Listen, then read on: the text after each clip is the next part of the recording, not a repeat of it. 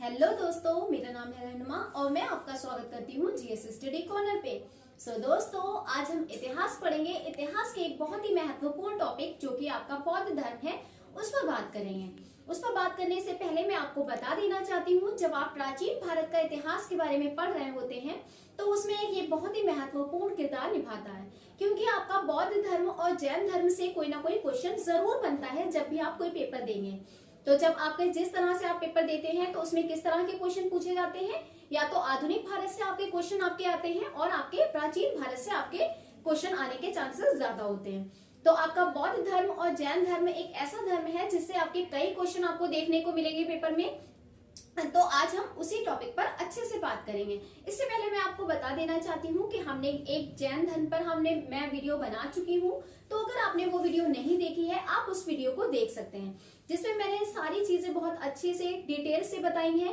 कम समय में अच्छा कंटेंट मैंने प्रोवाइड कराया है, तो अगर आपने वो नहीं देखी है आप उस वीडियो को मेरे चैनल पर जाकर देख सकते हैं। चलिए, आज हम बौद्ध धर्म के बारे में पढ़ेंगे। तो बौद्ध धर्म के जानने से पहले मैं कुछ बातें बता देना चाहती हूँ, क्योंकि जब हमने देखा था कि उत्तर वैदिक काल हम पढ़ रहे थे, वैदिक समय जब पढ़ रहे थे, तो उसमें उत्तर वैदिक काल का समय आता है जब क्या होता है, तो चीजों में बहुत ज्यादा परिवर्तन, बदलाव आने लगता है।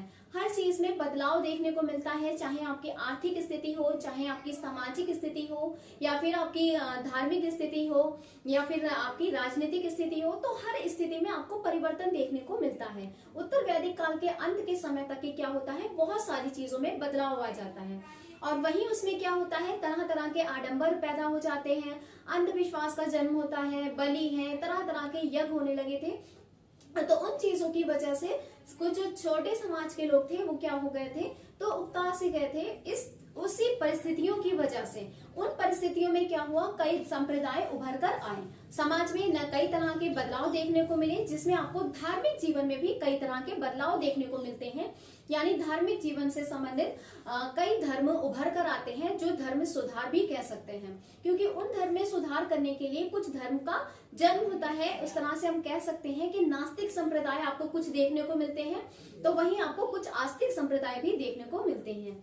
तो नास्तिक संप्रदाय में आपके दो धर्म हैं जो बहुत बड़े धर्म हैं, वो देखने को मिलते हैं, वो उभर कर आते हैं।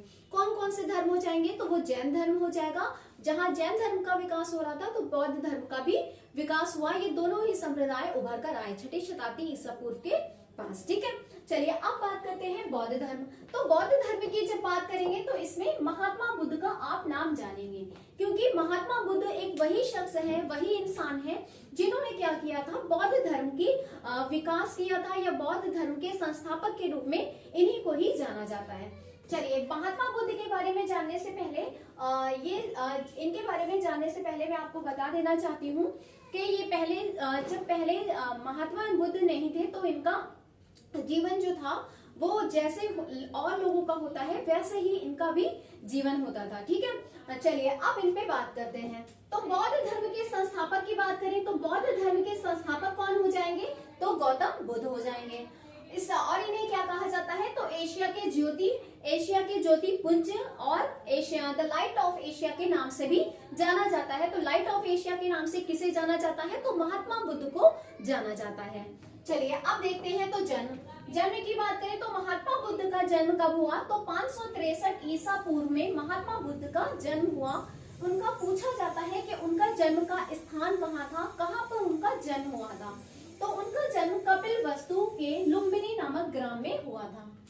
चलिए अगली बात करते हैं पिता की। तो पिता कौन थे, तो शुद्धोदन थे, जो क्या थे, शाक्यगढ़ के मुखिया थे, जो कपिलवस्तु के राजा थे। कपिलवस्तु के राजा थे। अगर कुल की बात करें तो शाक्यगढ़ के वहां के मुखिया थे। ठीक है, चलिए अब माता की बात करते हैं।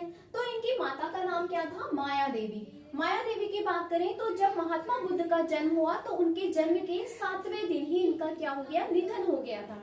तो उसी स्थिति में क्या होता है, क्योंकि महात्मा बुद्ध की 7वें दिन ही उनकी माता की मृत्यु हो जाने के पश्चात उनका लालन पालन के लिए तो उनके पिताजी ने क्या किया, उनकी मौसी के साथ विवाह कर लिया था। ठीक है, तो जन्म के 7वें दिन माया देवी की मृत्यु हो जाती है, और क्योंकि गौतम बुद्ध की लालन पालन के लिए उन्हें क्या करना पड़ा, उनकी मासी से यानी कि माया सौतेली माँ के रूप में किससे शादी करना पड़ी, तो प्रजापति गौतमी से शादी करना पड़ी। वो उनकी सौतेली माँ के साथ साथ उनकी मासी भी थी। ठीक है, इन्होंने क्या किया था, तो लालन पालन किया था। अगर बचपन की नाम की बात करें तो महात्मा बुद्ध के बचपन का नाम क्या है, महात्मा बुद्ध के बचपन का नाम सिद्धार्थ था। तो बचपन में इन्हें किस नाम से जाना जाता है, सिद्धार्थ के नाम से जाना जाता है। विवाह की बात करें तो महात्मा बुद्ध का विवाह किस वर्ष हुआ था, तो 16वें वर्ष की अवस्था में महात्मा बुद्ध का विवाह करा दिया गया था। चलिए अब बात करते हैं पत्नी की। तो इनकी पत्नी का नाम क्या था, पूछा जाता है, तो इनकी पत्नी का नाम यशोधरा था। जबकि आपके जैन धर्म में उनकी पत्नी का नाम क्या था, तो उनकी पत्नी का नाम यशोदा था और इनकी पत्नी का नाम यशोधरा था। तो दोस्तों आपको एक चीज याद रखनी है कि जब भी आप जैन धर्म और बौद्ध धर्म पढ़ेंगे तो कोई ये कठिन टॉपिक नहीं है, बहुत ही आसान टॉपिक है। लेकिन गलती कहाँ होती है, गलती कहाँ पर स्टूडेंट्स करते हैं, तो गलती वहां पर करते हैं क्योंकि इधर का उधर कर देते हैं और उधर का इधर कर देते हैं। उनके पिताजी में इनका रख देते हैं, उनके में इनका नाम रख देते हैं, उनकी पत्नी में इनका, ये कंफ्यूजन बना रहता है। तो आप इस चीज को ध्यान रखेंगे। इनकी पत्नी का नाम क्या था, तो यशोधरा था। पुत्र की बात करें तो पुत्र का नाम क्या था, राहुल। पुत्र का नाम इन्होंने क्या रखा था, तो राहुल। राहुल का अगर अर्थ देखें तो एक बंधन और उनके ऊपर हो गया था। ठीक है, तो अब बात करते हैं गृह त्याग की। इन्होंने गृह त्याग कब किया था, तो 29 वर्ष में इन्होंने गृह त्याग किया था। इनको ज्ञान की प्राप्ति कब होती है, तो 35 वर्ष की अवस्था में इन्हें ज्ञान की प्राप्ति होती है। दोस्तों अगर इसको समझने से पहले मैं आपको कुछ बातें बताना चाहती हूँ, क्योंकि आप जानते हैं गौतम बुद्ध की बात जब आती है तो गौतम बुद्ध के बारे में जब इनका जन्म हुआ था तो ऋषियों ने क्या किया था, इनके बारे में भविष्यवाणी की थी। तो उन्होंने क्या कहा था कि या तो ये गौतम बुद्ध क्या होंगे, या तो ये बहुत ही बड़े चक्रवर्ती सम्राट बनेंगे, या फिर ये क्या होंगे, एक बहुत ही बड़े सन्यासी बनेंगे। क्योंकि ऋषि ने ऐसा कहा था इस वजह से जो कपिलवस्तु के राजा थे, राजा आपके कौन हो जाएंगे, तो इनके पिताजी की बात कर रही हूँ मैं, शुद्धोधन। तो कपिलवस्तु के राजा शुद्धोधन, क्योंकि उनका एक ही पुत्र था और उन्होंने जब ये भविष्यवाणी सुनी तो वो क्या रहते थे, बहुत ही चिंतित रहते थे। वो सोचते रहते थे कि क्या किया जाए, क्योंकि राजा का बेटा क्या चाहेगा, जो राजा होगा वो क्या चाहेगा कि उसका बेटा उसके राज्य को संभाले, उसकी गद्दी पर बैठे। लेकिन क्या था, इनके बारे में दो तरह की बातें आती थी कि या तो ये बहुत ही बड़े सम्राट बनेंगे, चक्रवर्ती सम्राट बनेंगे, या फिर ये क्या बनेंगे, बहुत ही बड़े सन्यासी के रूप में जाने जाएंगे। तो इस बात से बहुत ही चिंतित थे। और क्योंकि इनकी माता का जब ये पैदा हुए तो इनकी माता के 7वें दिन ही उनकी माता का निधन हो गया। तो अब उनका निधन हो गया था, तो इनका जब लालन पालन की बात चल रही थी तो लालन पालन करने के लिए क्या किया, शुद्धोधन ने उनकी मासी के साथ विवाह कर लिया, जिससे इनका लालन पालन अच्छे से किया जा सके। तो गौतमी जो इनका नाम है, प्रजापति गौतमी, इन्हीं के नाम पर जो महात्मा बुद्ध का नाम क्या पड़ा, गौतम पड़ा, है ना। महात्मा बुद्ध को गौतम क्यों कहा जाता है, क्योंकि इनकी माता जो थी वो गौतमी थी, इसी वजह से इनका नाम गौतम भी पड़ा। ठीक है, बचपन के नाम की बात करें तो सिद्धार्थ था। चलिए पत्नी की बात करें तो यशोधरा, क्योंकि ऋषि मुनियों ने ये कह दिया था, इस वजह से राजा ने क्या किया था कि सारी जो इनकी सुख की चीजें थी, आराम की चीजें थी, वो सारी महल में क्या कर दी थी, व्यवस्था कर दी थी महल से, ताकि कोई भी परेशानी उनके आसपास ना आ सके। लेकिन क्या उनका जो विचार था, उनके जो विचार, उनके दिमाग में जो मन की परिस्थितियां थी वो अलग ही तरह की थी, बहुत ही शांत स्वभाव के थे। तो वो क्या करते थे, कहीं पे शांत जहाँ जगह होती थी वहां पर बैठ जाया करते थे, कहीं पेड़ के नीचे बैठ जाते थे और घंटों तक विचार किया करते थे, सोचने लगते थे, बहुत ही गहरी सोच में पड़ जाया करते थे। उनके इस व्यवहार को देखकर पिताजी ने क्या सोचा कि कहीं ऐसा ना हो मेरा बेटा क्या हो जाए, मेरा बेटा एक जाकर कहीं सन्यासी ना बन जाए। इस वजह से उन्होंने क्या किया, उनकी कम ही उम्र में उनका विवाह करा दिया, ताकि ये गृहस्थ जीवन में जब पढ़ेंगे तो वो सारी चीजें, संन्यास लेने की बात भी अगर इनके मन में आएगी तो वो सारी चीजें निकल जाएंगी। उन्हें इस तरह से बांधने की कोशिश की। तो इसीलिए जब उनके पुत्र की प्राप्ति होती है तो कहा जाता है एक और बंधन, क्योंकि उनकी पत्नी उनका विवाह करा देना ये एक तरह से उनके ऊपर एक बंधन था। इसीलिए क्या कहा गया है, देखिए पत्नी क्या थी, यशोधरा, ये इनके एक बंधन था, क्योंकि शादी करा दी तो इनके ऊपर एक बंधन लग गया था ताकि ये सन्यास की तरफ ना सोचे, ये गृहस्थ जीवन में व्यतीत हो जाए और गृहस्थ जीवन को जीने लगे। और फिर जब उनके पुत्र की प्राप्ति होती है, तो जब उनका पुत्र होता है राहुल, तब वो क्या कहते हैं, राहुल क्या है हमारे लिए एक और बंधन के समान है, क्योंकि एक बंधन ऑलरेडी हो चुका था और राहुल की प्राप्ति होने के बाद क्या हुआ, एक बंधन और के रूप में जाना गया। तो अब आगे हम इसकी कहानी देखते हैं, ठीक है।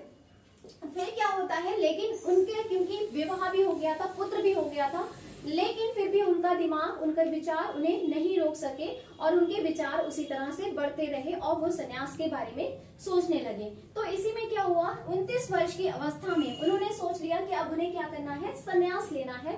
तो सन्यास लेने के लिए किस एज पे निकल गए थे, तो 29 वर्ष की अवस्था में गृह त्याग उन्होंने कर दिया था। अब बात करते हैं ज्ञान की प्राप्ति। तो ज्ञान की प्राप्ति कब हुई, क्योंकि गृह त्याग तो उन्होंने 29 वर्ष में कर दिया था, लेकिन जो ज्ञान की प्राप्ति थी वो 35 वर्ष की अवस्था में उन्हें ज्ञान की प्राप्ति हुई। तो इतने समय तक उन्होंने क्या किया, तो वो उन्होंने एक बहुत ही कठोर तपस्या की, जिसकी वजह से 6 वर्ष तक क्या हुआ, 29 वर्ष है, 6 वर्ष तक ये जगह जगह घूमते रहे, उन्होंने चीजें बाहर का समाज देखा और क्या हुआ, कठोर तपस्या की, कई उन्हें गुरु मिले, गुरुओं से शिक्षा ली। तो कई 6 वर्ष की कठोर तपस्या के बाद, 6 वर्ष की कठोर तपस्या के पश्चात 35 वर्ष की उम्र में उन्हें ज्ञान की प्राप्ति हुई। तो उन्हें ज्ञान की प्राप्ति हुई, वो दिन कौन सा था दोस्तों, एक चीज और आपको याद रखनी है, वैशाख पूर्णिमा का दिन। तो वैशाख पूर्णिमा का दिन जो बौद्ध धर्म है उसके लिए बहुत ही इंपॉर्टेंट होता है, महत्वपूर्ण होता है। इसका कारण ये है कि उनका वैशाख पूर्णिमा के दिन ही उनका जन्म हुआ था और वैशाख पूर्णिमा के दिन ही उन्हें ज्ञान की प्राप्ति हुई थी और वैशाख पूर्णिमा के दिन ही उनकी मृत्यु भी हुई थी। इसीलिए वैशाख पूर्णिमा के दिन को बौद्ध धर्म के लोग बहुत ही महत्वपूर्ण मानते हैं। चलिए अब बात करते हैं, तो ज्ञान की प्राप्ति का जो दिन था वो दिन कौन सा था, तो वैशाख पूर्णिमा का दिन था, यानी ज्ञान की प्राप्ति 35 वर्ष की अवस्था में इन्हें हुई थी। अब दिन की बात करें, दिन पूछा जाता है तो कौन सा दिन था, तो दिन कौन सा हो जाएगा, वैशाख पूर्णिमा का दिन था, यानी वैशाख पूर्णिमा की रात को इन्हें ज्ञान की प्राप्ति हुई थी। अब पूछा जाता है आपसे नदी, तो नदी आपको याद रखना है, नदी का नाम कौन सा था, निरंजना। कहीं कहीं पे आपको फाल्गु नदी भी लिखा मिलेगा, तो आपका आंसर गलत नहीं होगा, आप इसको देख लेंगे कि ऑप्शन में किस तरह से दिया है, जैसा ऑप्शन होगा आप उसका उत्तर उसी तरह से देंगे, ठीक है। चलिए अब बात करते हैं वृक्ष की। तो वृक्ष कौन सा था, तो पीपल का वृक्ष था, जिसे बोधि वृक्ष भी कहते हैं, बोधि वृक्ष भी कहते हैं, ठीक है। तो नदी कौन सी थी, निरंजना नदी के तट पर। वृक्ष कौन सा था, पीपल के वृक्ष के नीचे बैठे हुए उन्हें ज्ञान की प्राप्ति हुई थी, ठीक है। तो ज्ञान की प्राप्ति के पश्चात जब ज्ञान की प्राप्ति हो गई, जिस तरह जैन धर्म में ज्ञान की प्राप्ति हो जाती है महावीर स्वामी को, तो उन्हें जिन कहा जाता है, विजेता कहा जाता है, आहर्त कहा जाता है। उसी तरह से बौद्ध धर्म में जब गौतम बुद्ध को ज्ञान की प्राप्ति होती है तो उन्हें बुद्ध के नाम से जाना गया। चलिए उन्हें भी ज्ञान की प्राप्ति के पश्चात सिद्धार्थ जो थे, यानी कि आपके गौतम बुद्ध जो थे, इन्हें तब जाके उन्हें बुद्ध के नाम से जाना गया, बुद्ध के नाम से पुकारा गया। तभी क्योंकि ज्ञान की जो प्राप्ति हुई वो उसे क्या कहा गया, बुद्धत्व। ज्ञान क्या था जो प्राप्त हुआ उसे बुद्धत्व कहा गया, जबकि जैन धर्म में क्या कहा गया था, ज्ञान को कैवल्य कहा गया था। तो बौद्ध धर्म में जो महात्मा बुद्ध है उन्हें बुद्धत्व प्राप्त हुआ, इसी वजह से उन्हें क्या कहा गया, तो बौद्ध महात्मा बुद्ध के नाम से जाना गया। ज्ञान की प्राप्ति के पश्चात ही इन्हें बुद्ध के नाम से जाना गया। और जिस स्थान पर उन्हें ज्ञान की प्राप्ति हुई उस स्थान को क्या कहा गया, तो उस स्थान को बोध गया के नाम से जाना गया। चलिए अब हम देखते हैं कि कुछ इंपॉर्टेंट पॉइंट्स हैं जो आप देखेंगे कि पेपर में आपको देखेंगे प्रीवियस ईयर के क्वेश्चन, तो उसमें इस तरह से भी क्वेश्चन पूछे जाते हैं। ताकि हमारे कोई क्वेश्चन ना छूटे, इसलिए मैं सारी चीजों को कवर करने का प्रयास कर रही हूँ। चलिए बुद्ध के जीवन से संबंधित प्रतीक चिन्ह। अब आपसे पूछा जाता है महात्मा बुद्ध के जन्म से संबंधित जो उनकी घटनाएं हुई थी, जो कुछ घटना थी, उनसे संबंधित प्रतीक चिन्हों को पूछा जाता है। आपसे इस तरह से क्वेश्चन बन जाता है कि महात्मा बुद्ध के जन्म का प्रतीक क्या है, तो महात्मा बुद्ध के जन्म का प्रतीक क्या था, कमल पाषाण था। इसी तरह से आपसे ये भी पूछा जा सकता है कि महात्मा बुद्ध के गृह त्याग का चिन्ह क्या था, तो आपको जब पता होगा तभी आप आंसर को क्लियर कर पाएंगे। चलिए अब बात करते हैं। तो इधर आपकी घटनाएं दी हैं, इधर उसके प्रतीक चिन्ह दिए हैं। तो जन्म का जो प्रतीक था उनके वो क्या कहलाया, कमल व सांड था। जबकि गृह त्याग, जब उन्होंने गृह त्याग किया था, घर को छोड़ा था, तो उसका प्रतीक चिन्ह क्या है, तो घोड़ा हो जाएगा। ज्ञान की जब प्राप्ति हुई थी, ज्ञान किसके नीचे प्राप्त हुआ था उन्हें, पीपल के वृक्ष के नीचे प्राप्त हुआ था, इसलिए ज्ञान का क्या हो जाएगा, पीपल यानी बोधि वृक्ष हो जाएगा। अब बात करते हैं निवृण की। तो निवृण का जो प्रतीक चिन्ह था तो क्या हो जाएगा, पद चिन्ह हो जाएगा। मृत्यु की बात करें तो मृत्यु का चिन्ह क्या हो जाएगा, तो स्तूप हो जाएगा। मृत्यु का आपका प्रतीक चिन्ह क्या हो जाएगा, तो स्तूप हो जाएगा। चलिए अब बात करते हैं कुछ और चीजों की। तो बौद्ध धर्म में कुछ घटनाएं हुई थी, तो उन घटनाओं को अलग अलग नाम से जाना जाता है, लेकिन ये घटनाएं आपके पेपर में कई दफा पूछी जाती हैं और कई दफा पूछे जाने के चांसेस हैं। आप इन सारी चीजों को जब इस वीडियो को देख लेंगे तो प्लीज आप एक कोई भी प्रैक्टिस सेट उठाकर एक बार बौद्ध धर्म को करने की कोशिश कीजिएगा, तो आपकी सारी चीजें क्लियर हो जाएंगी और आप देखेंगे कि आपके सारे क्वेश्चन आप उन चीजों को बना पा रहे हैं। ठीक है, ऑब्जेक्टिव्स आप कर पाएंगे। तो चलिए अब इन चीजों को देखते हैं। इसके बाद मैं एक और वीडियो लाऊंगी, जब आप उस वीडियो को देखेंगे तो आपके बौद्ध धर्म से कोई भी प्रश्न आएगा तो आपके 90% आपके क्वेश्चन उसमें फंसने के चांसेस हैं। ठीक है, चलिए अब बात करते हैं गृह त्याग। तो जब महात्मा बुद्ध ने गृह त्याग किया था, उन्होंने घर छोड़ा था संन्यास के लिए, उस घटना को बौद्ध धर्म में किस नाम से जाना जाता है, तो उस घटना को महाभिनिष्क्रमण के नाम से जाना जाता है, जब उन्होंने गृह को त्याग किया था। चलिए अब बात करते हैं ज्ञान की। तो जब ज्ञान को प्राप्ति हुई, ज्ञान जब उन्हें प्राप्त हुआ तो उसे क्या कहा गया, निवृण कहा गया। तो उस जो घटना थी उसको क्या कहा गया, निवृण कहा गया। मृत्यु की बात करें तो मृत्यु का कौन सा हो जाएगा, तो महापरिनिर्वाण कहा गया। जब महात्मा बुद्ध की मृत्यु हुई तो उस घटना को किस नाम से जाना गया, तो महापरिनिर्वाण के रूप में जाना गया। उपदेश की बात करें, जब महात्मा बुद्ध को ज्ञान की प्राप्ति हो गई तो उन्होंने जब अपना उपदेश दिया, उस घटना को क्या कहा गया, तो उस घटना को कहा गया धर्म चक्र प्रवर्तन के नाम से जाना गया। ठीक है, चलिए अब कुछ पॉइंट्स और हैं जो आपसे पूछे जाते हैं। बुद्ध के सारथी का नाम क्या था, तो बुद्ध के सारथी का क्या नाम था, चन्ना। चन्ना या फिर चंदक के नाम से आपको देखने को मिलेगा, कई बुक्स में अलग अलग लिखा मिलता है और उसमें आपको घबराने की जरूरत नहीं है। बुद्ध के सारथी का नाम क्या हो जाएगा, तो चन्ना या चंदक आपको लिखा मिलेगा। ठीक है, चलिए अब बात करते हैं घोड़े का नाम। तो महात्मा बुद्ध के जो घोड़ा था उसका नाम क्या था, उसका नाम क्या हो जाएगा, कत्थक हो जाएगा। अब महात्मा बुद्ध जब ये ज्ञान की प्राप्ति के लिए जब वो निकले थे तो उन्हें प्रथम गुरु कौन मिले थे, ये भी पूछा जाता है। तो प्रथम गुरु कौन मिले थे, वैशाली के आलार कलाम। तो वैशाली के आलार कलाम मिले थे जो उनके पहले गुरु थे, और उन्हीं से उन्होंने क्या क्या प्राप्त की थी, तो सांख्य दर्शन की शिक्षा ग्रहण की थी। सो दोस्तों, अगर आपको मेरी वीडियो पसंद आई हो तो प्लीज वीडियो को लाइक करें, शेयर करें, कमेंट करें और हाँ, चैनल को सब्सक्राइब करना ना भूलें। Thanks for watching my video.